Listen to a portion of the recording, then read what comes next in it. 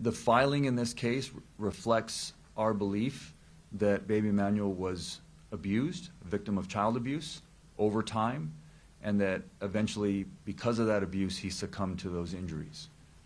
That's what we believe. Yes, sir. Eddie with Action Eye News. I noticed on the arrest records and the booking records that they do have Jake Haro as murder with malice and also another murder charge as well. Is there a second murderer, or can you explain why there's two on that booking? We charged both Jake and Rebecca with murder.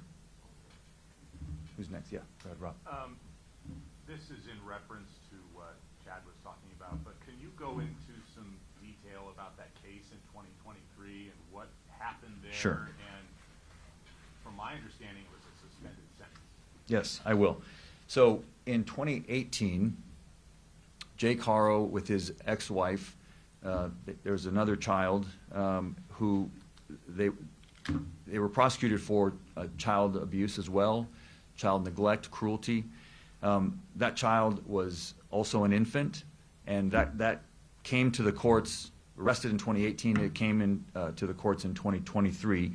We had charged various felony crimes, child abuse, child cruelty, and our indication or what we wanted out of the case was prison. We believed it was a prison case and that Jake Haro should have gone to prison. Jake Haro pled straight up to the court, which sometimes reporters get this wrong, and you call it a plea bargain.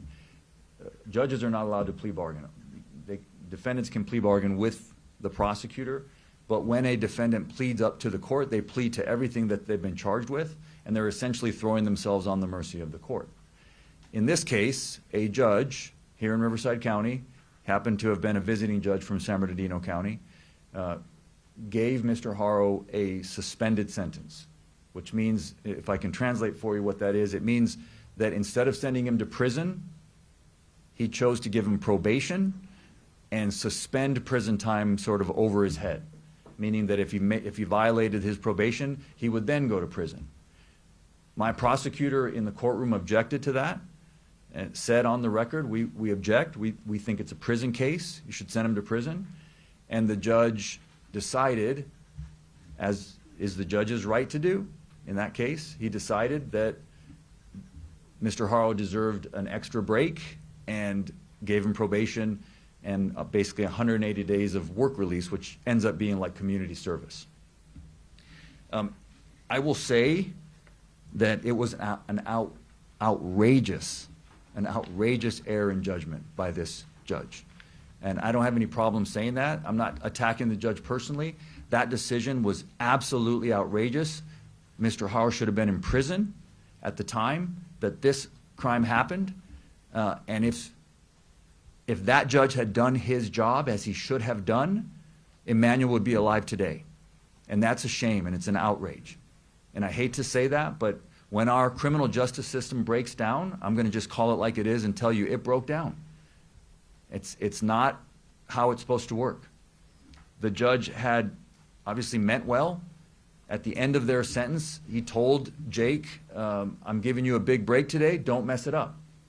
But I want to point something out to you. I want to read to you the injuries. The child's name is Carolina. She is still alive today, but she is permanently bedridden. She has permanent damage, cerebral palsy, that is a result of long-term child abuse. I want to read to you the injuries that were presented in court to this judge at the time of that previous prosecution.